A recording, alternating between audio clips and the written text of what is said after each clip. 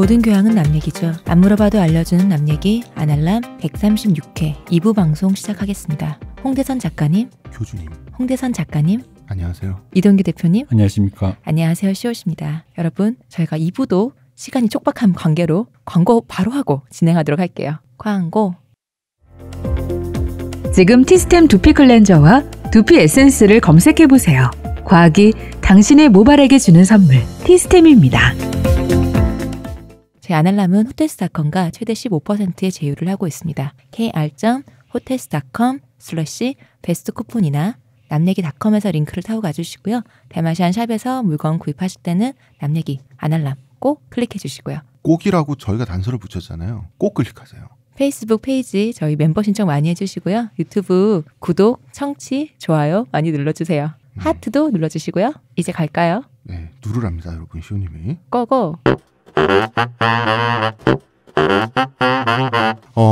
미국의 당은 사실 한 5개 정도가 있어요. 실질적으로 양당제죠. 네. 민주당과 공화당의 굉장히 역사 깊은 정치적인 대결로 미국 정치가 지금까지 오고 있습니다. 그런데 민주당과 공화당이 미국이 건국되면서 원래부터 있었던 게 아니에요. 원래는 건국의 아버지들이 연방주의자 당이란 게 있었어요. 네. 근데 연방을 만드는 사람들이 당 이름이 연방주의자 당이다? 그럼 뭐 그냥 대한민국 당, 우리나라 옛날 건국당 뭐 요 정도 의미밖에 안 되거든요. 이거는 당이라고 할 수가 없는 거죠. 따라서 최초의 야당이 최초의 제대로 된 정당이 될 수가 있어요. 정당이라고 하는 것은 국가가 어떤 일을 할 때 이의를 제기하고 우리 생각엔 그거 아닌데요? 라고 말할 수 있는 게 정당이죠. 그러니까 정부를 견제하는 거잖아요. 그럴 수 있는 게 정당이란 말이에요. 그러니까 최초의 야당이 제대로 당다운 당이었단 말이에요. 그게 뭐냐면 토마스 제퍼슨이 만든 공화주의자 당이에요. 근데 이 공화주의자 당이 나중에 공화민주당이 돼요. 그리고 그 다음에는 민주공화당으로 당명이 바뀌어요. 그리고 복잡한 과정이 있습니다. 민주공화당은 또 민주당과 희그당으로 분리되고 희그당은 나중에 공화당이 되고 과정이 있는데 이거를 가장 간단히 설명을 해볼게요. 우리나라 옛날에 뭐 그 새누리당의 친박 비박 뭐 이런 거 있잖아요. 네. 이런 것처럼 민주공화당 내에 친잭슨 파가 있고 반잭슨 파가 있었어요. 친잭과 비잭이 있었다. 이 친잭슨 파는 당연히 그 잭슨 성향이죠. 주권주의. 그 다음에 노예제에 찬성할 수 있다. 그것이 주의 욕망이라면. 그리고 비잭은 뭡니까? 연방주의겠죠. 그리고 노예제에 반대하는 사람들이겠죠. 분열됩니다. 그래서 친잭이 민주공화당이란 이름에서 민주를 가져가서 민주당이 돼요. 그리고 비잭이 민주공화당에서 공화를 가져가서 현재의 공화당이 돼요. 이렇게 양당제가 형성된다라고 이해하시면 굉장히 단순합니다. 물론 중간에 복잡한 과정들이 있지만 그 얘기 우리 다 못해요. 네, 어쨌든 여기서만 들으시면 지금의 우리가 알고 있는 미국의 민주공화와는 정반대죠. 그쵸. 완전 반대죠. 네. 예. 근데 생각해보면 그것도 맞아. 왜냐면 지금의 공화당도. 공화라는 그 하나의 전체적인 가치를 생각하는 건 사실 보수적인 거 맞거든요. 맞죠. 그리고 약간 뭐 정치적 올바름이라든가 그런 걸 약간 진보적이다라고 표현할 수 있는 거죠.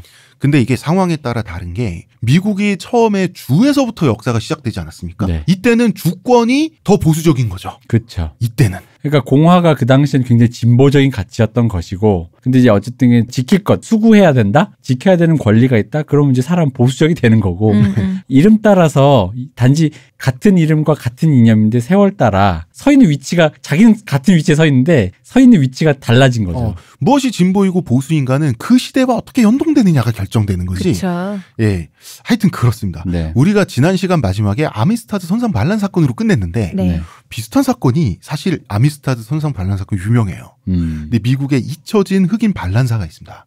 체로키 노예 반란이라는 사건이 있어요. 1842년에 있었던 일인데 체로키족이 소유하던 흑인 노예들이 탈주한 사건이에요. 여기서 체로키는 아메리카 원주민이죠? 네. 그렇습니다. 되게 재밌는 게 1838년에 눈물의 길이란 사건이 있어요. 네. 이게 뭐냐면 앤드류 잭슨이 쟤네 다 쫓아내 우리 목화 농사 지어야 돼 이래가지고 체로키족들이 그 다른 부족들과 함께 눈물의 길이라고 해서 그 장장 1900km를 도보로 이동을 해야 돼요. 쫓겨나가지고 1830년에 미국에 제정된 그 인디언 이주법에 의해서 그렇게 된 거죠. 예, 이걸 눈물의 길이라 그래요. 그 당시 체로키족들이 구술하고 기록을 남겨가지고 남아있는 그 비참한 풍경들이 생생하게 남아있습니다. 네. 그 정말 거동이 불편한 할머니도 세간 살림을 지고 눈물의 길을 걷다가 뭐 신발이 까지고 그다음에 발바닥이 까지고 결국은 쓰러지고 죽고 이런 그 비참한 풍경들이 있는데 우리 서울에서 대구까지 한 300km 아닌가요?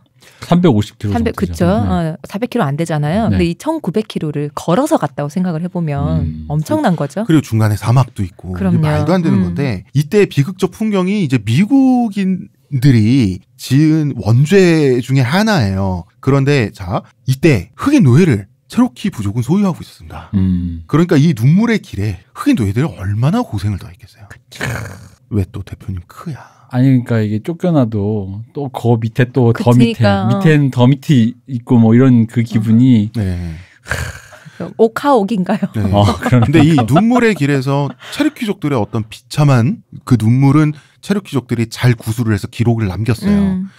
본인들이 보유하고 있던 흑인 노예들에 대한 그런 건 전혀 발견되지 않았습니다. 아, 그럼요. 뭐 인간은 뭐 이 소수자라는 게 뭐 소수자라는 거 명명하는 게 사실 머리 숫자의 문제가 아니잖아요. 소수라는 게 그 숫자가 아닌 게 아니고 발언권에 대한 문제인 거잖아요. 그 마이크가 있냐 없냐 그리고 말을 했을 때 들어줄 사람이 있느냐 없느냐로 지금 판명이 되는 거잖아요. 그러니까 더 소수자였던 거죠. 그리고 여기 이제 저희가 피해자 정치에 대해서 이제 찾아가는 길의 와중에서 이제 흑인 민권 운동을 이제 소재로 가고 있는 어떤 테마인데 네. 피해자 정치라는 건 결국 뭐냐면 이제 사실 그건 이제 요즘에 붙인 말이고 기본적으로 정체성 정치거든요. 내가 어떤 정체성을 보유하고 있는가에 대해서 그것을 이제 어떤 정치적인 영역에서 자기 이권을 갖고 다투는 건데, 그러니까 이 정체성 정치의 어떤 한 단면을 적나라하게 보여주는 순간이에요. 소수자로서 슬픔으로써 학살당하는 원주민 저 쫓겨나는 원주민으로서의 그 정체성이라는 의미에서 아메리카 원주민의 이 눈물의 길에 서사는 슬프고도 정말 고독하고 굉장히 괴로운 얘기지만, 근데 이제 그것을 구술해내는 어떤 방식에 있어서 그 체로키족이 보유한 흑인 노예에 대한 얘기가 없고, 그들은 당연히 뭐 우리 이제 쫓겨났으니 우리 오늘부터 친구야 이러진 않았을 거 아니에요. 그렇죠. 지워지는 거죠. 뭐. 그죠? 그래서 이제 항구에 노예선이 도착을 하면 사람들이 노예선 도착했다 이거 그런 공고가 없이 또 다 알아요. 어떻게 아냐? 배가 도착할 때 악취 때문에 노예들이 그 밑에 화물칸에서 그쵸. 씻지도 못하고 배설물 처리도 못하고 완전 누워서 막 짐승처럼 오잖아요. 그러니까 병들고 배설하고 그 악취 때문에 이제 노예 상인들 있잖아요. 거강꾼들이 그 냄새가 정말 그 일대에 진동을 했대요. 그러면은 왔구나, 장사하러 가자 이렇게 이제 그 주판을 튕기면서 이제 갔다 그러는데, 그러면 이제 노예 경매가 이제 항구 근처에서 열릴 거 아닙니까? 거기에 언제나 그 머리에 깃털 장식을 한 네이티브 아메리칸도 와서 그 구매자 대열에 껴서 경매를 같이 했다는 거죠. 그렇죠. 그러니까 이런 정체성이라는 것을 그게 뭐 나쁘다, 뭐 옳다, 뭐 이런 얘기 좀 같이 판단하려는 게 아니라 그것의 한계의 어느 지점을 되게 적나라하게 보여준 얘기다. 그렇죠. 체로키족의 입장에서도 우리가 정당하게 돈 주고 산 애들이에요. 그렇죠. 예. 우리 그 돈 만들려고 열심히 사냥하고 버팔로 가죽 벗기고 했단 말이야. 뭐 백인들만 사람 법 있어? 네. 체로키족은 일명 사실 이것도 굉장히 나쁜 표현입니다. 근데 원래 표현은 문명화된 5대 부족이라 그래요.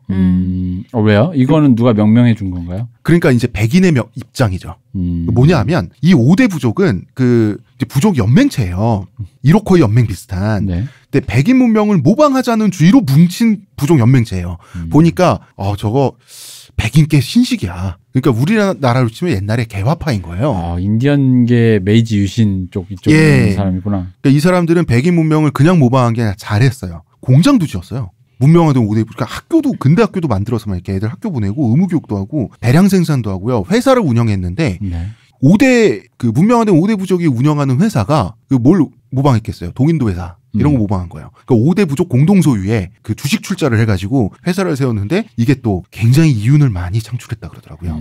부족을 유지하기 위해서 이대로만 가서 되겠느냐. 우리 계속 이렇게 판판이 당할 수는 없잖아요. 그러니까 어떻게 해야 돼? 우리도 그러면 좀 더 발전하고 개발돼야 되는데 누굴 보고 해야겠어요? 좋은 거는 따라 하자가 되겠죠. 그렇죠. 그리고 이제 이 5대 부족이 잘했던 게 추노의 또 전문가들이었어요. 추노. 노예를 쫓는 거. 노예를 쫓아서 이제 다시 이제 추수해가지고. 잡아오는 것. 그리고 백인 농장주가 데리고 있던 노예가 탈주를 하면 헤맬 거 아니에요. 예, 그때 많이 사냥해가지고 쏠쏠하게 수입을 올리기도 했는데, 체로키 노예 반란 사건은 뭐냐면, 체로키족 노예들 20명이 탈출을 해요. 그리고 멕시코로 가고 있었습니다. 왜 멕시코는 자유제였으니까요. 예, 이 멕시코는 이제 노예제가 폐지돼 있었기 때문에 거기 가면 이제 본인들은 자유가 된단 말이에요. 그러다가 또 크리크족은 역시 그 5대 부족 중에 하나예요. 여기서 도망친 15명의 노예를 또 우연히 만나서 합류를 해요. 그 다음에는 노예 사냥꾼 2명에게 압송되던 8명의 노예를 또 발견하고 이 노예 사냥꾼 둘을 죽여버려요. 그래서 전체 합치면 33명이 되거든요. 그래서 멕시코 땅까지 갔으면 해피엔딩인데 체로키족과 촉토족이 전사들 100명을 출동시켜요. 그래서 진압을 해버립니다. 다시 도로 끌려가요. 그리고 그중에 5명은 처형을 해요. 주모자가 있겠죠. 예. 그래서 이 사건 이후에 체로키족은 도망노예 방지를 위해서 되게 재밌어. 이름을 레스큐 컴퍼니 구조회사라고 이름을 짓거든요. 추노 회사죠. 이 추노 회사를 하는데 이게 백인 노예주들 사이에서도 가장 실력 좋은 추노 회사로 그 인정을 받게 됩니다. 전문 헌터들이군요. 그 우리나라 추노에 나오는 그 대기리패 딱 그렇게 생각을 하시면 되겠습니다. 이 5대 부족은 당연히 인종주의가 있었어요. 인종주의. 자, 원래 아메리카 원주민들은 순혈주의가 강해요. 그러니까 백인이 오기 전에 이미 서로 우리랑은 혈통적으로 멀다라고 생각하는 같은 아메리카 원주민 부족들 있잖아요. 이 사이에 별로 경멸감이 강했어요. 그래가지고 피가 한 방울 섞여서 우리 부족에 이제 온다. 이런 거를 원래는 극혐했어요. 이 순혈주의가 강했는데 근데 5대 부족은 백인 문명을 선호하니까 백인과의 통혼, 혼혈에는 거부감이 덜했던 거예요. 반면에 흑인은 열등인종으로 간주했다. 그 흑백 차별이 굉장히 심했다. 이거 아메리카 원주민 약간 이렇게 순혈 보면 동양인스럽잖아요. 네, 우리랑 가깝잖아요. 굉장히 한국 사람들의 행동 그러니까 우리랑 가깝잖아요. 또 환인가 이거? 그런가? 역시 또 환에 또 이게 또 피가 또 끓어오르는구만. 거기 원래 우리 땅이었던 거지. 근데 재밌는 거는 이 문명화된 5대 부족 중에 백인 기준이 이제 문명이 됐다는 건 세미놀족이라고 있는데 이 세미놀족은 블랙 세미놀이라고 해서 흑인과의 혼혈이 또 흔했어요. 신기하지 않아요? 어떻게 이런 현상이 가능했냐. 힙합을. 세미놀족은 잭슨의 강제 이주 명령을 세미놀족의 일부가 거부했어요. 그래서 이 사람들은 플로리다에 많이 살고 있었는데 그러니까 세미놀족이 있는 곳이 플로리다기 때문인 거예요. 예. 이유는. 이제 플로리다에서 게릴라 유격전을 하면서 저항을 하다 보니까 전사의 수가 줄어들죠. 네. 근데 이때쯤 되면 이 잭슨의 이 주권주의 이 시대에는 흑인 노예들의 고통이 이제 가중된단 말이에요. 그러니까 도망쳐오는 흑인 노예들이 있는데 이 사람들이 갈 데가 없어. 다 백인들의 땅인데 플로리다 이 땅만큼은 원주민들이 아직 강성하단 말이에요. 여기로 숨어 들어오는 거예요. 저도 좀 밥 좀 먹여주세요 이러면서 오는 거예요. 아주 예전에 1600년대 후반부터 이거는 있던 일이었었어요. 그때 아직 스페인 식민지고 영국 식민지일 때 이게 스페인이 바로 위가 영국 식민지잖아요. 미국이. 그러다 보니까 영국의 식민지의 그런 지배가 강화되는 거를 스페인이 막고 싶으니까 도망 노예들을 적극 환영했어요. 플로리다로 오는 것을. 그러다 보니까 근데 플로리다에 원래 있던 그 세미놀 원주민들이 있었던 거죠. 그러니까 자연스럽게 섞이게 되는 거죠. 하지만 그 안에서 인종차별은 있었는데 이제는 없어져요. 왜냐하면 자 세미놀이 계속해서 게릴라 전법으로 그 미국 군대를 괴롭힌단 말이에요. 네. 근데 백인들은 인구가 많고 세미놀족은 적어요. 그러니까 점점 그 전사 수가 딸리는 거예요. 그렇죠. 그리고 또 그 당시에 원주민들이 그 병에 굉장히 취약했었잖아요.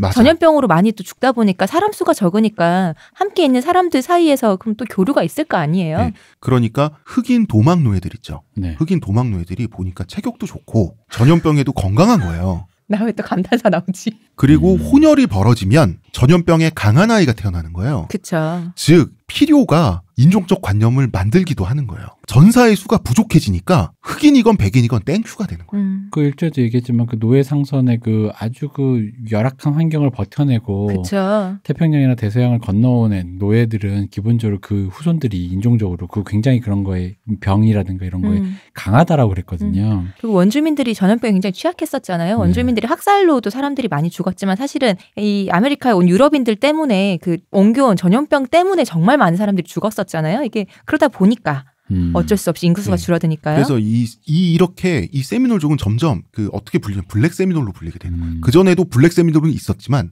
이제는 플로리다에 아직 그 강제 이주 명령을 거부하고 플로리다에서 존버를 하고 있는 세미놀족들은 다 블랙 세미놀화 되는 거예요. 혼혈이 막 생기고 이제 막 흑인 전사들이 아메리카 원주민 복장을 하고 그쵸? 그들의 방식대로 그들의 언어를 배워서 그들의 방식대로 싸우기도 하고 그리고 이제 추장급 지도자들도 흑인들이 배출을 하게 돼요. 원주민이 된 거죠, 그냥. 네. 이 플로리다에서 블랙 세미놀들이 그 미국인이 적이잖아요. 원주민이니까. 그 미국인한테는 세미놀 니그로라고 불리고 또 인디언 사회에서는 그냥 블랙 피플이라고 불리는 이중의 차별을 당한 거죠. 네. 그러다 보니까 오히려 이 흑인들과 순혈 원주민들은 우리는 별로 차이가 없다. 그러면서 내부적으로 더 똘똘 뭉치게 됩니다. 그래서 이 블랙 세미놀들의 전투력이 굉장히 고강했어요. 왜냐하면 플로리다라고 하는 거 여러분 미국 지도를 보면 이렇게 삐쭉 나와 있는 반도 같은 거잖아요. 네. 거기에 고립돼 있기 때문에 갈 데가 없어요. 도망갈 데가 없어요. 그렇기 때문에 이제 우리는 점령을 당하면 다 죽는다라는 그걸로 얼마나 배수진을 치고 싸우겠네. 이 블랙 세미놀 전쟁에서 배수진이죠. 얼마나 미국 군대를 괴롭혔냐면 그 교환비 있죠. 교환비가 미군의 몇 배로 좋았어요. 그 블랙 세미놀 전사 한 명이 죽을 때 미군 병사 4-5명이 죽었어요. 그리고 이 블랙 세미놀 전쟁에 미국이 쓴 돈이 2천만 달러에서 3천만 달러 사이였어. 지금 200억 원이에요. 당시에 그러니까. 이 물가 상승률을 비교를 하면 정말 천문학적인 돈을 썼는데 그나마도 세미놀 전쟁에서 결국 세미놀족이 패배는 하지만 결과적으로 이제 애매해요. 과연 패배. 왜냐하면 최후까지 500명의 전사들이 최후까지 지킨 요새가 있거든요. 이 요새는 포기하고 종전을 해요. 미군이. 그러니까 완전히 박멸을 못 시켰어요. 박멸이라는 말은 나쁜 말이지만 근데 그렇기 때문에 세미놀족이 지금도 그 이후부터 지금까지 다른 여타 아메리카 원주민들 중에서 처우가 제일 좋아요. 완벽한 패배를 얻어내지 못했기 때문에 협상의 여지가 있는 거예요. 결국 존버에 그게 있는 거예요. 뭐냐면 강제 이주를 하더라도 한 사람당 그 상당한 보상금을 약속받아요. 그리고 남북전쟁 때에도 중립을 요구하는 조건으로 보상금을 받아요. 너 남북편, 북부편 들지 말고 가만히 있기만 해. 그럼 우리가 돈 줄게. 너무 큰 적이잖아요. 얘네들이 무슨 적으로 삼기에 너무 무섭잖아. 지금도 플로리다주에서 카지노 사업, 각종 면세 사업 이런 거에서 그 이권을 다른 원주민 부족들보다 많이 차지하고 있어요. 옛날보다. 그래서 세미놀족이 지금도 부유해요. 그러니까 완전히 패배하지 않고 버틴다고 하는 건 이만큼 중요한 거죠. 쉽지 않은 거니까요. 네. 근데 이것도 이 블랙 세미놀의 인종주의라고 하는 것도 흑인에 대한 시선 이것도 필요에 의해서 절박하니까 완화가 되면서 맞아요. 원팀이 된 거고 그렇죠. 체로키족들 같은 경우는 그게 없었던 거죠. 그렇죠. 내가 양반인데. 그치. 어디 상놈이랑. 그건 좀 다르지. 섞일 수가 없지. 그런가요? 아예 행주 상성에서 돌멩이를 들고 다니는 안악과 이 행주로 치마로 했다라는 뭐 그런 얘기가 그렇게 했으면야 양성평등에 뭔가가 있을 수는 있었겠지. 성평등의 기치가 행주 산성 내에서는. 그치.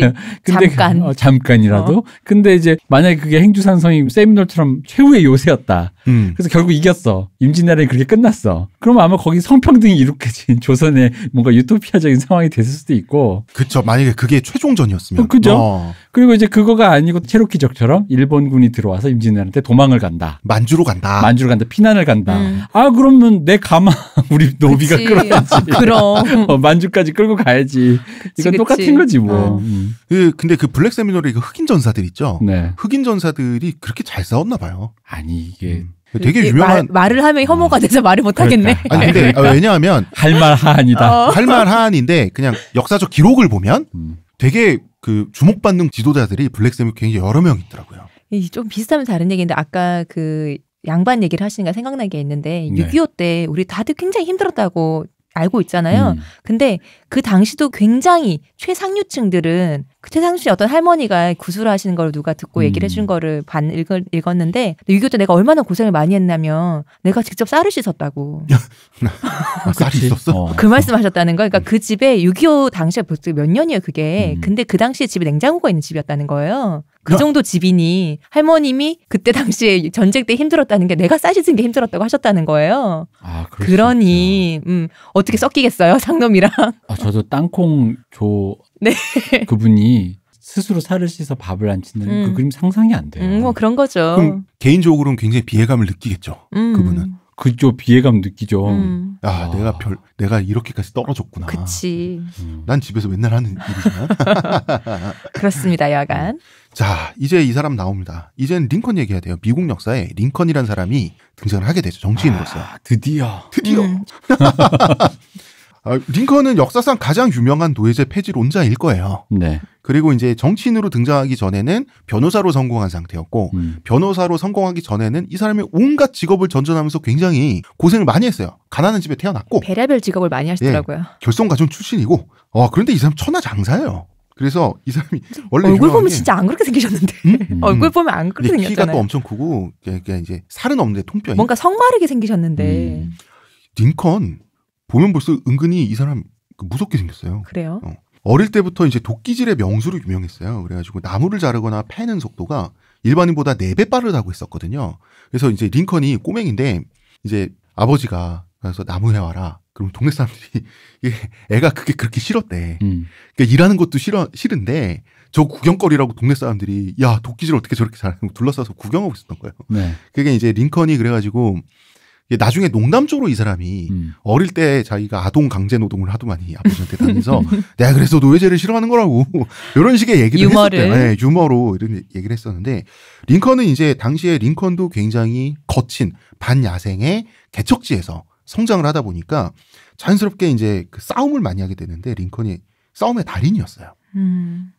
그러니까 한 번은 이제 어느 동네에 이제 그 일하고 생활하러 갔는데 뜨내기로 갔는데 그 동네에서 그 동네를 주름 잡는 갱단 보스가 있었는데 이 사람이 또 굉장히 키는 작은데 땅땅한 그 장사였대요. 근데 이제 하필이면 링컨이 묵는 여관 주인이 내 태어나서 그 내 집에 지금 묵고 있는 손님처럼 힘센 사람 처음 봤다. 이 얘기를 하니까 이 갱단 애들이 아니 우리 보스만큼 센 사람이 있을 리가 없다 해서 둘이 붙게 된 거예요. 붙었는데 이 프로레슬링에 초크슬램이란 기술이 있습니다. 이게 뭐냐면 사람을 번쩍 들어가지고 뒤로 이렇게 맺히는 건가요? 머리 쪽으로 매다 꽂는 거. 요 기술로 링컨이 승리를 거두거든요. 근데 이제 이 보스를 모시는 6명이 우리 보스 지금 입에 거품 문다 눈 풀렸다 이래가지고 다구리를 놓겠다고 링컨을 둘러싸요. 근데 이때 링컨이 집단 린치를 하겠다고. 근데 이때 링컨이 굉장히 능숙하고 침착하게 그 얘네들을 골목으로 유인한 다음에 벽을 던져요. 1대1로 싸울 수 있게끔. 그러니까 이 전까지 링컨이 어떤 성장기를 보냈는지 그러니까 너무 이걸 자연스럽게 해내는 것 자체가 여관 주인분의 실언이 부른 참사네요. 네. 그랬는데 그때 이제 기절했던 쓰러졌던 이 보스가 일어난 거예요. 일어나더니 이제 내가 진 건 진 거다. 이제부터는 링컨이 짱이다. 그래서 이제 그 동네 일하러 갔는데 그 동네 짱을 먹고 그러니까 요런 그 있었어요. 그리고 이제 이거 무슨 최배달류. 그러니까 맞아. 김도환 이런 얘기 같아. 그리고 이런 사람이다 보니까 돈이 급할 때 네. 프로레슬러 생활을 했었던 거예요. 당시의 프로레슬러 지금 프로레슬러는 링이고 그 다음에 그 굉장히 그 출렁출렁하는 안전한 바닥이 있잖아요. 네. 당시에는 프로레슬러가 그 미국의 서커스단 같은 흥행업자들 있죠. 유랑업자들. 그러면 이제 우리나라 동춘 서커스처럼 어디 동네 갈 때마다 천막을 쳐서 가설 링을 만들어요. 그 맨바닥에 링 줄은 그냥 밧줄이에요. 그 안에서 서로 반쯤 죽을 때까지 뭐 뼈가 부러지는 어떤 할 때까지 싸우는 게 프로레슬링이에요. 그걸 했는데 뭐 잘했대요. 그러니까 뭐 잘하셨으니까 살아남아서 대통령까지 했죠. 그리고 앤드류 잭슨처럼 개척지 변두리 변호사로 성공을 한 거죠. 원래 링컨은 어릴 때부터 몸싸움도 자주 하고 잘했지만 악담, 저주, 이 디스를 굉장히 잘하는 사람이에요. 그것조차 지금의 그 얼굴을 보면 어울리지 않아요. 네. 고상한 말만 하셨을 것 같은데. 네, 이거는 앤드류 잭슨도 마찬가지였어요. 옛날에 미국에서 싸움, 총싸움이 됐든 몸싸움이 됐든 결투에 자신이 있는 사람들은 원래 악담 저주를 잘하게 돼 있어요. 왜냐? 입을 턴다. 입을 털어요. 왜냐하면 자기한테 결투 신청을 못 해요, 사람이. 그럼 그 사람을 제끼는 거예요. 공개적인 망신을 주고 정치적인 정적이에요. 그러면 남자로서의 가치를 떨어뜨릴 수가 있잖아요. 겁쟁이로 만들어버리면 되는 거예요. 그리고 정작 이 사람이 정말 이렇게 눈이 뒤집혀져서 결투를 받아들인다고 하더라도 자신이 있으니까. 그럼 시대가 확실히 변했나? 아니 좀 변한 게 이때 이제 정적을 네. 주로 남성성의 가치로 깎아내리는 거잖아요. 네. 사내답지 못한. 최근에 그 민주당 대통령 후보로 나선 조 바이든이 여성에 대한 불필요한 신체 접촉이 많다며 네. 깎아내리고 있는데 이게 어떻게 보면 그 흔히 말 요즘 추세 트렌드인 어떤 정치적 올바름과 또 성평등에 관련된 문제다 보니까 그러니까 옛날에는 이게 조 바이든을 뭔가 다른 쪽으로 깎아내렸을 것 같은 이 사내답지 못한 놈 이러는데 이게 아니라 요즘 손버릇 나쁜 놈. 요즘은 이제 손버릇 나쁘고 크리피하고 실제 이 사람들이 쓰는 말입니다. 크리피한 크리피 엉클이라는 표현을 쓰더라고요. 크리피 엉클? 너무했다. 근데 사실 크리피란 말은 무슨 SF 영화에서 무슨 외계 생물 같은 거에 하는 말이잖아. 그 동영상을 보면은 이해 가. 그래? 그 정도예요? 그러니까 나는 너무 그래도 동영상 봐봐야겠다. 동영상을 안 봤을 때는 뉴스만 봤을 때는 또 뭐 그렇게 너무 정치 공세 아니야. 근데 비디오를 보고 영어를 써줘야지. 리즈너블합니다. 그래서 뭐 저는 잘 모릅니다만 미국에서 민주당 지지자들이 조금 골치 아픈가 봐요. 그렇죠. 네.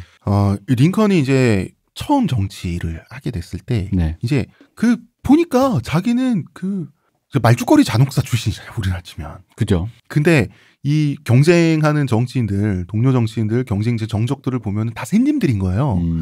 그러니까 이게 굉장히 링컨이 그 속으로 남성적으로, 그러니까 컴플렉스는 내가 너무 촌스럽고 옷도 잘 못 입고 어디 가나 촌스럽다. 왜 저렇게 생겼어 사람이? 키만 왜 저렇게 커? 이런 소리를 듣는 그 컴플렉스도 있고 그다음에 이제 배움도 짧고 링컨이. 근데 남성성으로는 자신이 있으니까 엄청나게 디스를 해요. 근데 링컨 디스했다고 너 링컨 일로 와봐 하고 멱살잡이 했다가는 매다 꽂히고 가버리니까 못 끄는 게 링컨이 여기에 맛을 들렸어요. 한 번은 싸움을 해서 절대 링컨을 이길 수 없는 젊은 정치인을 네.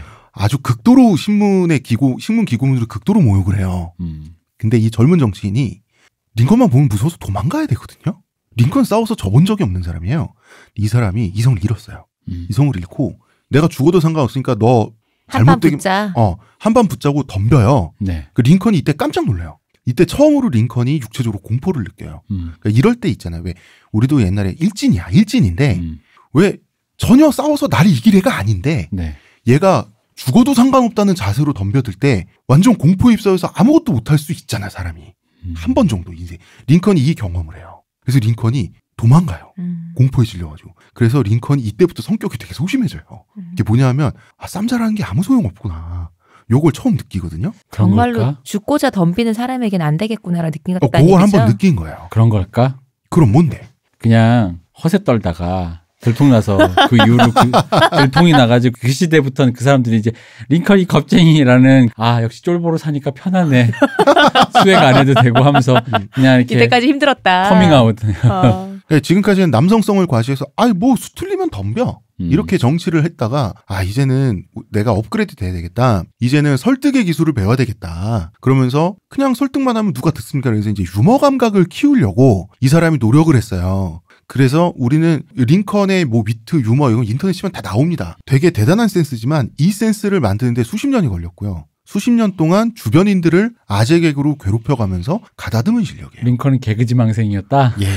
박 박사님 생각난 이유는 또 뭘까요? 그러니까 정치지망생 이전에 개그지망생이었다. 어느 정도냐면 링컨의 비서가 네. 이것 때문에 퇴사하고 싶다고 말할 정도로 그러니까 링컨 밑에서 일하는 사람들이 가장 괴로운 게 뭐냐면 억지로 웃어주는 게 그렇게 고통스러웠다고 이게 기록에 남아있어요. 웃어줘야 되는구나. 그래서 그렇구나. 아닐 때는 아니라고 말할 수 있으면 좀 나을 텐데. 근데 이제 링컨도 이제 아랫사람들이나 억지로 웃어주지. 이제 와이프한테는 많이 혼이 났어요. 왜냐하면 링컨 와이프가 또 엄청 의리의리한 집안 출신의 요조숙녀였잖아요. 네, 엄청난 그 미녀였고 집안도 부자고 링컨 정치자금 다 와이프한테서 나왔거든요. 그러니까 와이프한테 눌려 살았어요.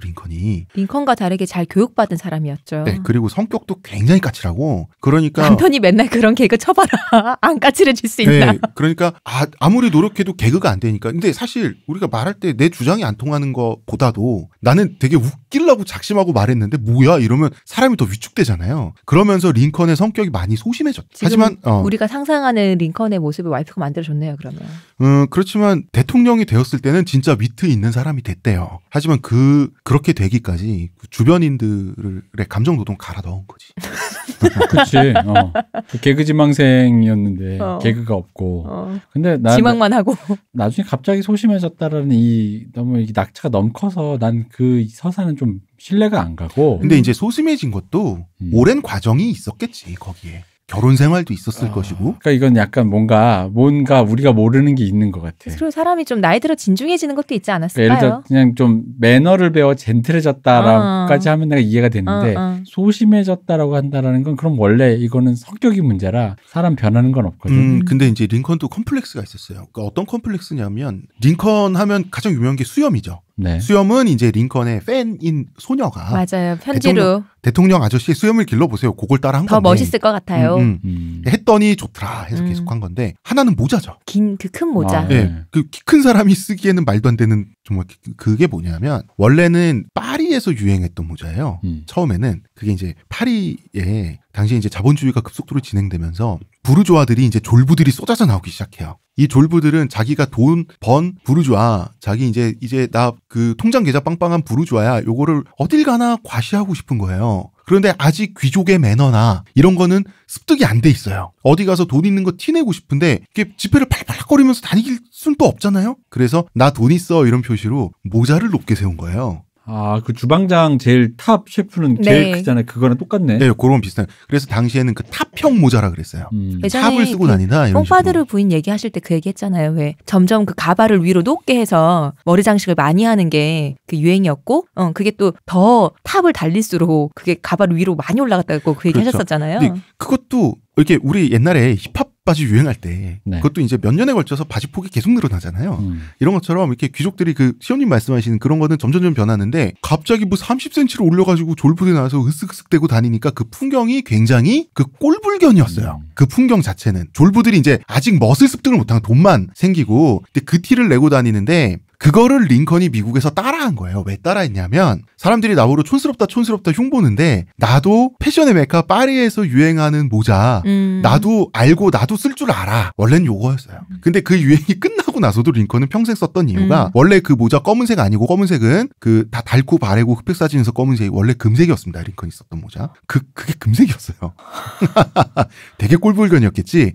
근데 링컨이 계속 쓰고 다닌 건 뭐냐면 옷도 금색이었어요. 좀 구색이 맞는데. 링컨이 뭔가 어릴 때부터 도끼질하고 육체노동 같은 걸 많이 하고 다닌 사람이라 가지고 어떤 서류나 이런 문서 같은 걸 챙기는 걸 되게 서툴렀어요. 그걸 모자에 놓고 다녔어요. 그러니까 편한 거야. 잊어버리지도 않고. 그럼 그 마술에서 그 모자에서 비둘기 나오는 게 이게 여기서부터.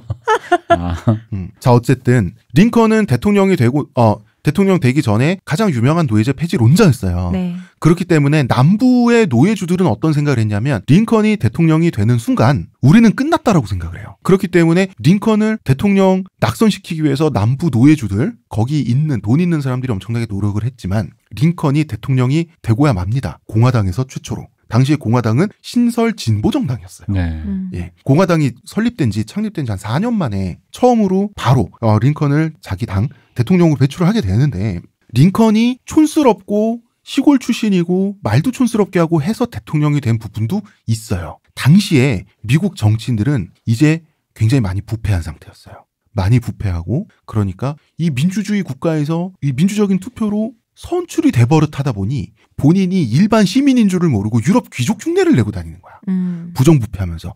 그러면서 돈 쓰고 다니고 유럽 귀족처럼 행동하고 다니고 시종 데리고 다니고 이러니까 미국의 일반 서민들은 꼴 보기가 싫었는데 링컨이 갑자기 나오니까 신선했던 거예요. 야, 도끼질을 그렇게 잘한다면서요? 링컨이 이게 유세장에 가서 유세를 하고 연설을 하는데 딱 보면은 야, 정말 저 사람 천하장사 출신, 그러니까 앤드류 잭슨 같은 그런 느낌이 링컨한테도 있었던 거예요. 어쨌든 자, 링컨이 대통령이 되자마자 링컨이 연설은 굉장히 잘했지 않나요? 이제 처음부터. 유세 때는 링컨이 연설 좀 저질로 많이 했어요. 그러니까 뭐 아재 개그 하면서 아재 개그도 했고 그 사람들이 도끼질하는 거 보여주세요. 그러면은 우통 벗고 진짜 도끼질하고 뭐 여러분의 최저임금이 되겠다며. 그렇지. 네, 별짓 다 했고 그 다음에 링컨이 가장 문제가 되는 건 뭐냐면 링컨 대통령 되기 위해서 어딜 가나 표를 받아야 되는데 요새는 어느 동네 가서 어느 말 했다더라 하면은 다 미디어로 쫙 보도가 되죠. 그쵸. 당신 미디어가 없으니까 남부 있죠. 네. 남부 노예주들에 가서는 흑인이 어떻게 백인하고 동등하냐고. 그 열등인종은 우리가 관리해야 되는 게 맞다고. 이런 식으로 연설을 했어요. 그리고 북부주에서는 인간이 인간을 노예로 삼는다는 게 말이 되나요? 표리부동한 사람이네. 대통령이 그러니까 이것 때문에 링컨이 지금도 사실 이 사람 인종차별주의자 아니냐라는 비판을 받는 근거가 여기 이때 유세 연설에 공격 받았었죠. 예. 표리부동, 교원 영색 뭐 이런 온갖 그런 것들이 다 지금 여기 붙고 저기 붙는 사람이었다. 예. 양두구육 뭐 다 나오네요. 그리고 이제 그 완충주 있죠. 네. 완충주에 가서는 이 동네야말로 진짜 자유의 본상이다 막 이러면서 야, 이거 완충이라는 게 얼마나 이것이 바로 미국식이다. 아메리칸 스피릿. 기회주의자네 이 사람. 근데 한 가지는 인정을 해야 될 게 당시 미국의 정치가 네. 지금처럼 클린하지 않고 굉장히 혼탁했던 시대였다는 시대상이 있고 링컨만 여기 가서 이 말하고 저기 가서 저 말한 정치인은 아니었어요. 당시에 다 그러긴 했어요. 뭐 그러니까 당신 다 친일파였다. 그러니까 용서해주자. 뭐 그런들 어때? 남의 나라인데 뭐. 내 말이. 그런 셈 치시죠. 남의 나라 얘기하니까 이렇게 편한 것을. 그래, 두세기 전인데도. 링컨이 생각보다 굉장히 왜냐면 링컨 다룬 영화 몇 개 보면은 참 그런 뱀파이어 잡잖아요. 그러고 보니 오늘 아미스타도 그렇고 링컨도 그렇고 오늘 스필버그 영화들이 많이 나오네요. 그렇네요. 스필버그 형은 언제나 옳습니다. 모건 프리만은 좀 아니었지만. 거기까지 믿으셔야죠. 믿음이 부족하시네요. 아닙니다. 그 형도 가끔 실수할 때가 아주 가끔이지만. 링컨이 단성된다는 것 자체가 네. 그렇지만 링컨이 남부주들에 가서 그렇게 입에 침을 발랐는데도 네. 저 북부주에서는 저 노예제 폐지한다고 그래놓고 이러니까 남부의 농장주들, 남부의 그 공고한 민주당 세력은 링컨이 대통령 됐다 그러니까 노예제가 이제 정말 폐지되겠구나라고 생각을 한 거예요. 위기의식을 느낀 거죠. 그래서 선수를 치기로 해요. 뭐냐 하면 남부주들끼리 자기네들끼리 연합을 구축을 해서 독립선언을 해버려요. 그러니까 원래 미국은 미합중국 USA잖아요. 네. CSA, 유나이티드 스테이츠 오브 아메리카가 아니라 컨페더레이트 스테이츠 오브 아메리카. 그러니까 미합중국이 아니라 미연합국을만 동의어 완전히 같은 뜻의 말이죠.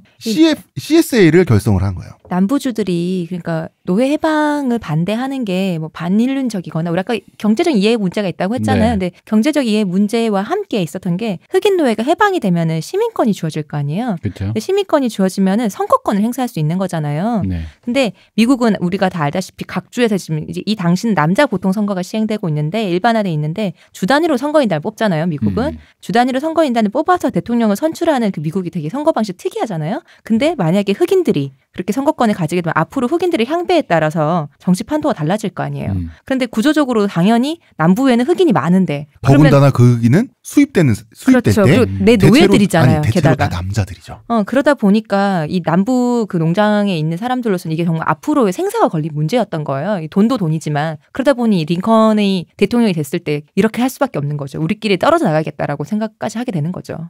노예들에게 흑인 노예들이 투표권이 생기고 나면은 이때까지 본인이 일했던 농장주들과 아무래도 대치되는 쪽으로 선거를 할 거 아니에요. 투표를 행사를 할 거 아니에요. 그러면은 본인들의 어떤 입지가 작아질 거 아니에요. 농장주들이. 그러다 보니까 링컨이 대통령이 됐을 때 안 되겠다고 생각을 한 거죠. 그러니까 간단히 말해서 노예들은 공화당 후보를 지지할 것이다.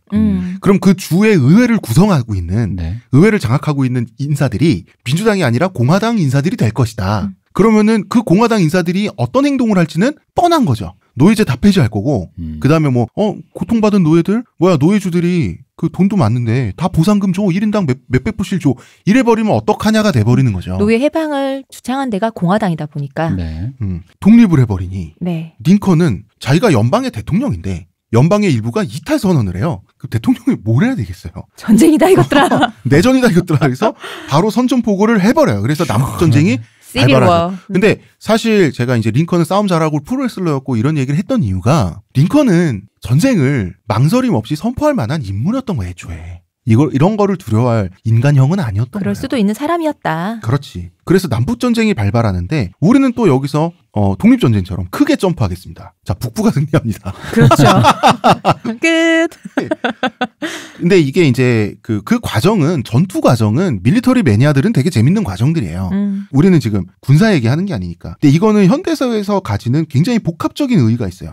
그 근대에서 현대로 넘어오는 그 기점에 있는 전쟁이라고 사람들이 얘기를 해요. 이건 뭐냐면, 자, 공화당과 민주당의 싸움이죠. 이 말은 도시와 시골의 싸움이에요. 그리고 공업과 농업의 싸움이에요. 국가주의와 지역주의의 싸움이에요. 그리고 모든 인간은 평등하다라고 하는 보편적 정의와 사적, 계약적 정의의 싸움이기도 해요. 그렇죠. 그리고 여기서 북부가 이기잖아요. 네. 이게 결국 그 20세기를 예견한 전쟁이 돼요. 그 마지막 말씀인 그 보편적 정의와 사적 정의의 대결이 가장 큰 의미인 거죠. 사실 왜냐면 이게 입장에 따라서 무엇이 옳으냐라고 본다면 사실 둘 다 어떤 입장에서는 누구의 손을 들어줄 수 있는, 한쪽 손만 무조건 들어줄 수 있는 건 아니거든요. 그쵸. 보편적 정의라고 하더라도. 그러다 보니까 이 보편적 정의와 사적 정의의 대결이라는 게 이제 흔히 말하는 진짜 21세기 이후에 우리 사는 현대를 예견한 어떤 진짜 지점인 거죠. 그리고 이제 1차 대전과 2차 대전의 진행과 결과를 다 프리퀄로 예견해버렸죠. 네. 예. 이 남부 출신의 유명한 경제학자가 있는데 이 사람이 이제 나중에 한 얘기는, 현대에 와서 한 얘기는 북부는 한 손만으로 싸웠다. 양손을 모두 썼다면 남부군은 한 번의 전투도 이기지 못했을 거다. 무슨 말이냐면 북부는 인구도 많았지만 공업 생산력, 그러니까 전쟁 물자를 뽑아내고 그 인구와 물자를 전선으로 보낼 수 있는 능력 있죠. 이 투입 능력이 남부와 차원이 달랐다는 얘기예요. 그렇죠. 그러니까 현대적인 관점에서 보면 당연히 이렇게 많은 물량을 투입할 수 있는 쪽이 현대전은 무조건 이겨요. 근데 이건 현대인의 관점이에요. 당시 사람들은 몰라요. 남부가 믿었던 뒷배가 사실 유럽이었잖아요. 네. 영국과 프랑스 비롯한 유럽을 믿고 있었잖아요. 그쪽에 목화를 수출하니까 저들이 우리에게 돈을 대줄 것이다라는 걸 믿고 있었잖아요. 여기서 또 재밌는 게, 자, 남북전쟁이 발발하고 나니까 영국이 또 가슴이 두근만슬근만해집니다. 영국이 얘들아, 야, 너네 나 없으니까 안 되는구나. 우리 폐하 지금 웃나요? 야, 너네, 야, 그래. 우리 부모 없이 자식이 원래 잘 안 되는 거야. 이러면서, 야, 너네는 한영제인데 내가 중재해줄게 하고 껴듭니다, 영국이. 중재자가 어디 무슨 칭따오 같은 조차지라도 하나. 미국에 하려고 영국이 엄청 이렇게 노력을 하거든요. 요 얘기는 이제 저희가 나중에 하겠지만, 자, 남부는 무슨 자신감이었는가 요 얘기를 해야 돼요. 그러니까 일단은 인구와 공업 생산력이 만들어내는 물량전의 의미를 아직 몰랐죠. 그러니까 남부는 전통적인 이제 시골이다 보니까 전쟁을 전통적으로 해석하는 거예요. 네. 사기는 우리가 더 높아. 그치. 왜일까요? 시골 출신들이 도시에서 각지에서 징집된 사람들보다 애양심이 더 강해요. 그리고 남부는 이탈을 선언하고 독립을 선언했으니까 이대로 있기만 하면 독립이죠. 그러니까 침공은 북부 쪽에 해야 돼요. 그쵸. 근데 미국은 전통적으로 옛날에 캐나다 침공할 때도 그렇고 미국인들은 남의 동네 가면 전투력이 갑자기 떨어져요. 전이 상실하는. 그리고 자기 동네로 이렇게 오면은 갑자기 이렇게 근육하면서 이렇게 몸이 부풀어보면서 갑자기 헐크가 돼. 그러니까 남부 사람들이 생각하기에는 본인들이 이길 전쟁인 거예요. 그리고 남부 사람들은 남부를 지키면 본인들한테 이익이 직접적으로 오죠. 노예들을 계속해서 부릴 수 있잖아요. 그런데 오히려 북부야말로 본인의 이익과 상관없이 강제 징집된 사람들이란 그쵸. 말이에요. 그러니까 이 사람들이 생각하기에는 북부 쟤네들은 지금 애국심, 전투력, 사기가 있을 리가 없는 거예요. 그래서 남부는 바로 이러한 전통적인 사고방식을 가지고 명예로운 승리에 집착을 해요, 전투에서. 그런데 북부는 전투에 저도 상관없어요. 전투에 이기는 와중에서도 지는 와중에서도 남부 지역에서 남부의 물자를 파괴해요. 네. 즉 북부는 뭐냐 하면 생산력을 파괴하는 거, 전쟁 수행 능력을 파괴하는 게 전쟁을 가늠한다는 걸 이미 알고 있었어요. 왜? 공업 중심이기 때문에 그걸 알았던 거예요. 공업 중심을 알 수 있는 거예요? 전략이나 전술의 기본 중에 가는 거 아닐까요? 공업 중심이기 때문에 알 수 있었다기보다는 거의 이거를 전 세계 군대 중에서 남북 전쟁에서의 북군이 거의 최초로 완전히 좀 더 현대전에 가까운 그 전술을 구사하다 보니까 알고 있었던 걸까요? 사실 여기는 그냥 북부에 물자가 좀 많았다에 가까워요. 왜냐면은 이거가 이제 본격적으로 제기된 거는 2차 대전이에요. 2차 대전. 독일의 흔히 말하는 기계화된 철갑부대가 그 이전까지 아직도 봉건과 제국시대 그런 거에 벗어나지 못한 주변 영토, 특히 프랑스를 순식간에 그냥 이렇게 하면서 그 속도전이 돼버리는 거기서부터 이제 적나라하게 드러나는데, 어떻게 보면 이제 말씀하시는 거는 이제 그 2차 대전의 그 그림의 어떤 시초? 네. 그 시초 같은 거죠. 네. 그리고 이제 윌리엄 테쿰세 셔먼이라는 장군이 있었단 말이에요. 네네. 셔먼 전차의 이름이 이 사람의 이름에서 나왔는데, 이 사람이 이제 북군 장군이었어요. 근데 이 사람의 그 현장 지휘, 전투 실력 자체는 그냥 그랬어요. 근데 이 사람이 어디에 남부군의 물자가 있을 수밖에 없다. 네. 기가 막히게 알아요. 포인트를 잘 찝으셨구나. 다 파괴하고 다니는 거예요. 전투에서 이긴다? 파괴하고 가는 거예요. 전투에서 지면 후퇴하면서 파괴해요. 이 사람이 남부에 나 있는 철도 있죠. 철도를 그렇게 파괴했는데 다시 재건해서 쓰지 못하도록 철도를 끊어요. 끄는 거를 녹여가지고 리본처럼 나무에 감아놨어요. 가는 곳마다. 그러면은 물자의 이동이 끊겨버리는 거예요. 이거를 이 나무에 감긴 이 철도 레일 있잖아요. 요걸 이제 셔먼의 넥타이라고 남부 사람들이 부르는데 네. 아주 증오스러운. 그러니까 이런 식으로 이제 초토화 작전. 현대전에서는 보통 공중 폭격으로 이걸 하죠. 네. 이거를 이제 윌리엄 테쿰세 셔먼이 말하자면 그 초창기의 그림, 대표님이 말한 어떤 그런 게 있었어요. 이걸 남부군이 견디질 못한 거예요. 전투에서의 승리 패배도 있지만 전쟁 수행 능력이 완전히 고갈되면서 남부는 결국 항복하고 패배할 수밖에 없었던 거죠. 왜 역사학자 있어요. 네. 그 역사학자, 프랑스 역사학자 마르크 블로크. 네. 블로크라고도 말하는. 프랑스. 발음 잘해줘. 근데 이건 이제 우리나라에서 옛날에 블로크라고도 썼었고 블로크라고도 썼었기 때문에 이분이 쓴 책이 있어요. 이상한 패배. 1940년의 증언이라는가? 거기에 이분이 프랑스에서 2차 대전 때 프랑스 군인으로 참가했었을 때 적나라하게 이 얘기를 해요. 왜 우리가 독일군에게 속수무책으로 밀렸는가에 대해서. 근데 이 사람이 묘사하는 게 되게 웃겼던 게, 이 사람이 말하는 프랑스군의 무능에 대해서 이거 나 군대에서 본 그림인데 이런 느낌이잖아. 되게 막 비효율적인 그림 있잖아. 근데 저쪽은 완전 현대로 무장한 독일군이 스피드로 몰고, 왜냐면 우리는 스피드가 예를 들어 자 모여 일렬 종대 이러고 있는데 쟤네는 이미 마치 이 사람 묘사 그렇지 요즘 스타일로 치면 이런 거 쟤네는 이미 무선 통신을 하고 있는 거야. 그런 느낌의 우리 지금 속도로. 죽창 들고 있는데. 우린 지금 이게 지금 확성기 들고 야 일렬 종대다 이러고 있는데. 그 느낌으로 이렇게 속도전에 대해서 얘기를 하는데 그 그림이 이제 지금 말한 남북전쟁 이 그림의 어떤 아마 미래 버전이 궁극의 버전이 이제 그렇게 벌어지는 거죠. 그 당시에 이제 미국 참전 용사들이 네. 유럽에 갔던 참전 용사들이 그 나치 독일 군대를 보고 어떤 영감을 받아요. 네. 그 말로 표현을 못하다가 나중에 스타워즈 영화가 나오고 네. 나오면 이제 나중에 나이가 들어 스타워즈 영화를 봤을 때 스타워즈에 나오는 제국군 굉장히 세련되고 악마적이고 굉장히 그 위압감 있는 그 제국군의 첨단 그 모습 있잖아요. 그렇죠. 왜 그 다스베이더가 데려다니 흰둥이 죄송합니다 스톰트루퍼들 보면은 그걸 보고 독일군이 저 느낌이었다라고 얘기를 하거든요. 저렇게 세련된 어떤 그 세련된 악마적인 느낌 있잖아요. 근데 알고 보니 2차 대전 때 나치 독일군에 가졌던 그 느낌 있죠. 네. 그 느낌을 모티브로 스타워즈 제국군을 또 디자인했대요. 애초에. 그렇겠지. 그 정도로 세련됐는데 그 세련된 나치 독일군조차 그 병사들의 질, 무기의 질은 다 좋았어요. 미국의 물량에는 안 되는 거예요.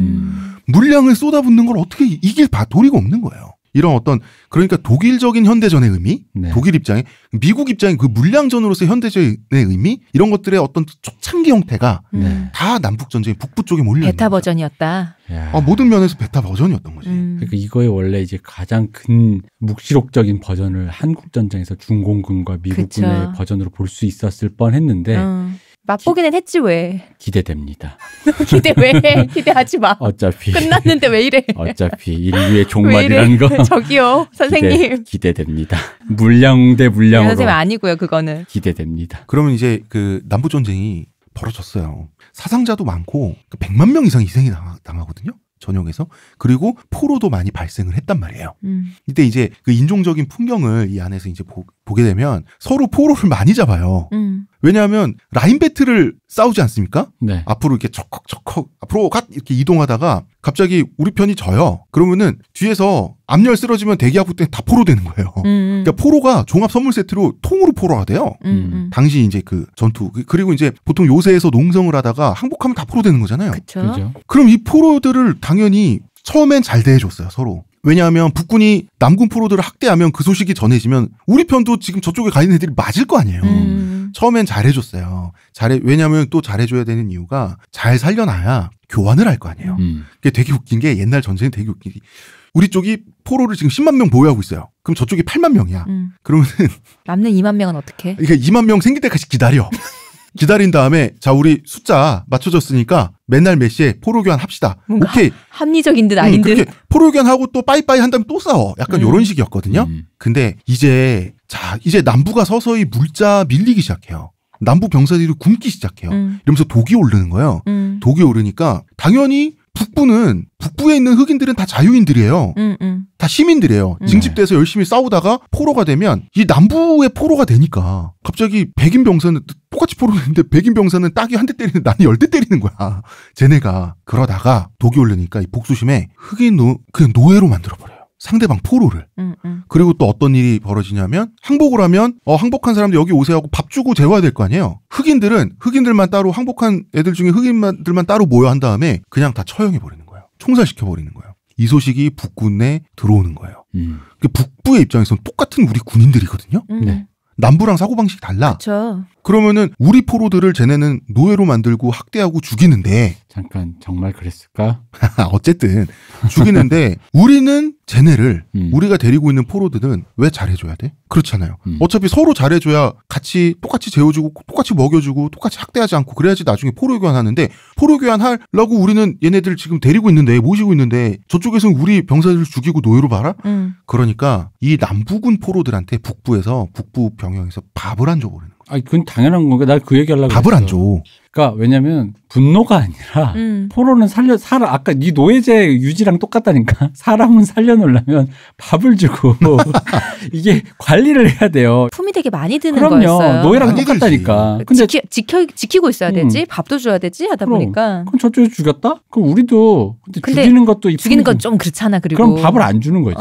하는 수 없지 뭐. 근데 여기도 약간 밥을 안 줄 때 그 우리도 죽여버려 이런 말도 당연히 북부에서 나오죠. 밥을 들 주면 똥도 들 싸고. 위생 문제도 해결되고. 근데 왜냐하면 북부의 전쟁 명분은 인도주의예요. 그러니까 쟤네랑 똑같이 행동하면 안 돼. 그러니까 노예 해방하자고 했는데 사람을 죽여? 이상하잖아. 그렇잖아요. 그러니까 알아서 죽게 방치하는 쪽으로 가는 거예요. 그냥 우리 그냥 모르쇠 하겠다로 가는 거죠. 타겟이 중요합니다. 노예만 해방하면 일단 되는 거 아닙니까? 일단 목표를 달성. 일단 서울대만 가면 일단 어떻게 무슨 과는 상관없어? 예서야 어쨌든 서울대만 가면 예선 의대 가야 된다는데? 어쨌든 그런 거 아닙니까? 예선 다른 과 못 받아들여요. 어쨌든 그럼 의대만 가면 어쨌든 목표가 중요한 거예요. 이제 그다음에 무슨 과 선택 상관없는 거죠. 일단 노예 해방을 시켜놓고 그다음 이제 약간 그런 합리적인 생각을 해야지. 아니 전쟁 중에 뭐 이렇게 이걸저걸 다 따져. 근데 밥 안 주는 건 참 효율적인 거라고 생각해요. 알아서 죽게 내버려만 두면 네. 그냥 뭐 사람은 뭐 알아서 죽고. 그러니까 남부가 왜 뒷배로 유럽을 믿고 있다 그랬잖아요. 돈도 이렇게 그 목화를 가지고 채권 발행해서 돈줄도 대고 했었는데 그 본격적으로 끼어들 수가 없었던 게 링컨이 노예 해방 선언을 했잖아요. 링컨이 이게 전세가 좀 불리해졌을 때 노예 해방 선언을 아예 해버렸어요. 네.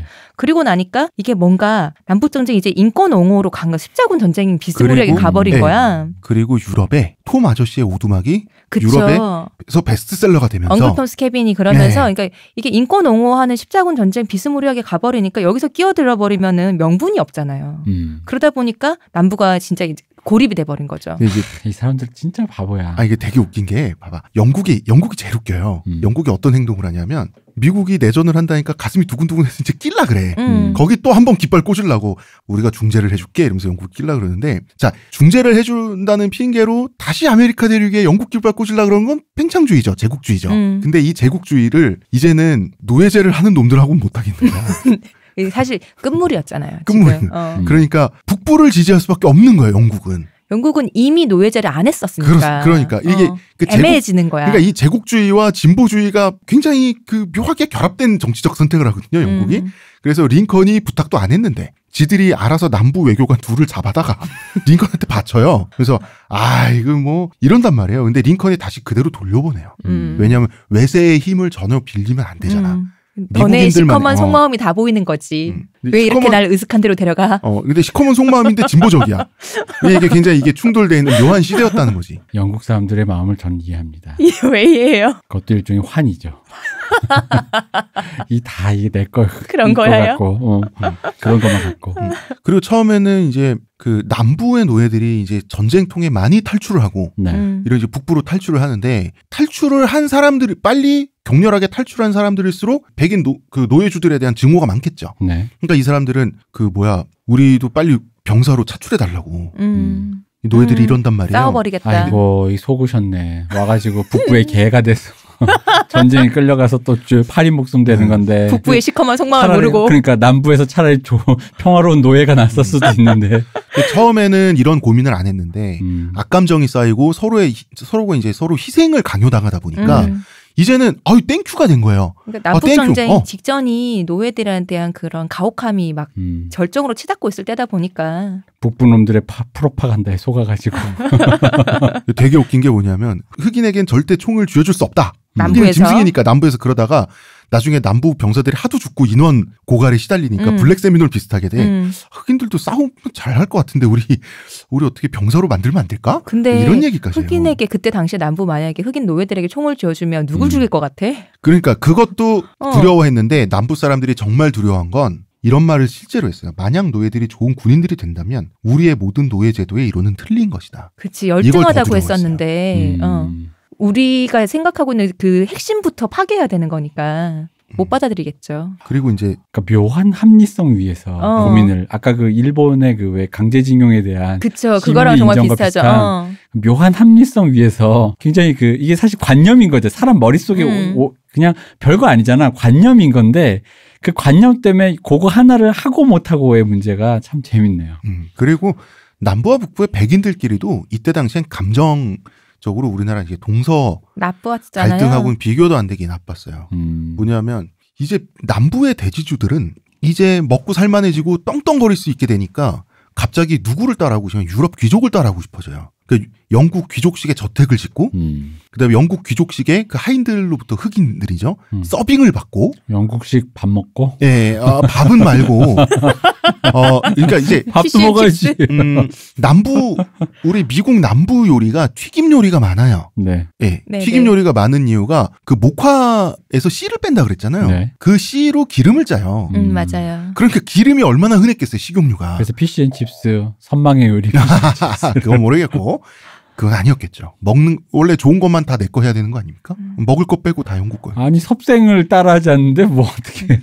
그러니까 북부의 이제 서민 중산층이 보기에 네. 너무 졸부처럼 보이는 거예요. 쟤는 미친 것 같은 거. 우리가 언제부터 유럽 귀족이었어. 그러니까 그게 귀족들의 졸부들의 꼴값으로 보이는 반면에 이제 내가 먹고 살만해지고 그 영국 귀족들 흉내내면서 우아하게 살다 보니 바람과 함께 사라지다에 나오는 바로 그 풍경입니다. 그렇죠. 예, 북부의 똑같은 백인인데 북부의 중산층 노동자 만나면 몸에 이렇게 때도 묻어 있고 몸에서 냄새도 나고 기름 냄새도 나고 어디 한국 노동자면 말도 좀 거칠고 쟤네 백인인데 흑인처럼 행동해 이렇게 되는 거예요. 그걸 양키라고 불렀다고. 그러니까 그 북부 백인들을 양키라고 불렀지 않습니까? 그러니까 서로 완전히 이제 같은 나라 사람이라고 하기에는 문화적으로도 서로 너무 경멸하는 사이가 된 것도 있어요. 전쟁 직전에. 양키가 옛날에 기억나는 게 뭐냐면 예전에 저희 엄마랑 바람과 함께 사라지다를 TV에서 이제 주말의 매화 같은 걸로 해서 네. 고등학교 때인가 모르겠어요. 하여튼 어릴 때예요. 엄마랑 같이 보는데 거기서 이게 남부잖아요. 스칼렛 오하라 남부 사람이잖아요. 그래서 그 북부 사람을 양키라고 욕하는 장면이 나왔었어요. 이 양키들 그러니까 저희 엄마 그걸 보더니 쥐도 양키면서 이러시는 거예요. 우리는 미국 사람 다 양키잖아.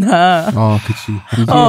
이게 못 살아서 계급적으로 낮은 사람에게 본대 없다고 하는 것도 있고 그 졸부같이 근본이 없어서 뭐 이것저것 그냥 혼종으로 사는 그 문화적으로 결여된 문화지체인 사람에게도 어떤 근본 없다 본대 없다 하는데 뭔가 본대가 없기는 매한가지다라는. 근데 이제 당이 네. 국가를 두고 내전하는 것 자체가 그렇게 우리 남북전쟁 그렇게 특별한 건 아니에요. 왜냐면 우리 중국도 현대에서 국민당과 그쵸. 그 공산당이 대륙을 두고 싸워서 네. 승패가 나눠져서 패자는 대만으로 예, 이렇게 뭐 됐고 한국전도 내전이죠. 네. 예, 내전 그 당 어떻게 보면 사상 내전이잖아요. 그렇죠? 그리고 프랑스도 왜 공화국이 처음 출범하고 나면 당이 국가를 두고 내전을 해요. 그죠. 지로드 당과 그 뭡니까 자코뱅 당이 자코뱅당. 서로 단두대 보내기 게임 하잖아. 서로 덮어씌워가지고. 그리고 이제 영국도 뭐 양당이라고 팔리아멘트라고 하지만 어쨌든 그 의회파와 왕당파에서 그쵸. 왕당파의 수장 왕 아닙니까? 그렇죠. 그 머리 싹둑하는 걸로 끝났잖아요. 네. 이런 것처럼 이것도 다 내전인데 일종의 이런 내전이 그렇게 특별한 일은 아니다. 그래서 남북전쟁도 그중 하나였지만 굉장히 세계사적으로 중요한 내전이 되고 말았던 거죠. 미국이니까요. 예. 미국 역사니까. 그렇게 해서 남북전쟁은 끝이 났고 네. 링컨은 당해봐라 남부 노예를 다 해방시켜버리죠. 네. 그러니까 노예 해방은 드디어 미국 땅에서 완수가 된 거예요.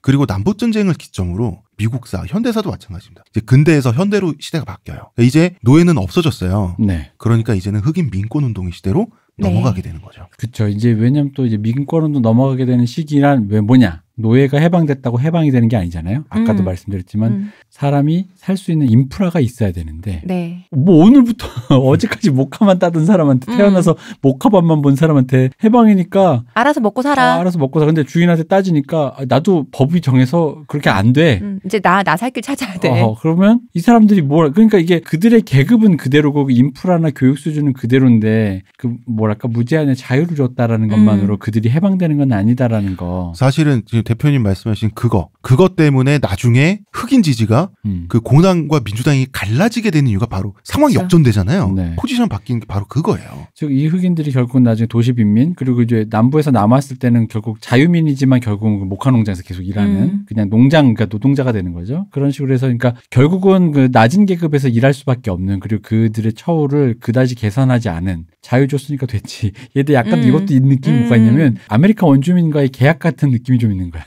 자, 이거 니네 땅 줬으니까 됐지라는 느낌처럼. 여기 요 안에서 먹게 살게 해줬잖아. 됐지. 끝이지라는 자유란 거. 가장 숭고하고 지고한 가치가 아니었던가요? 자유를 드렸습니다. 말은 맞아. 맞는 말이에요. 근데 당장 집에서 애가 굶어서 울고 있어. 자유 먹고 살 거야? 그러니까 그 아스트랄함이 있단 말이에요. 자유 뜯어먹고 살 수가 없더라고.